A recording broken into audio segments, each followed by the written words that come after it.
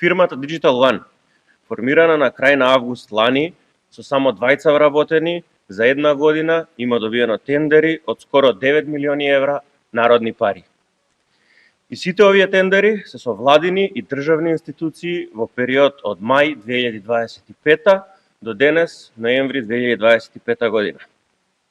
Фирма без историја, без искуство, без портфолио, регистрирана за трговија со информатичка и комуникацијска опрема, добива речиси 9 милиони евра за само 6 месеци, или по 1,5 милион евра месечно. Основана е од извесен Кристијан Арсовски и има само 2 вработени. Да, добро слушнавте. 2 вработени со речиси 9 милиони евра добиени пари од граѓаните. Од 6 државни тендери, дури 4 се со генералниот секретаријат на владата на Мицковски. И тоа не било какви тендери, туку тендери со милионски договори.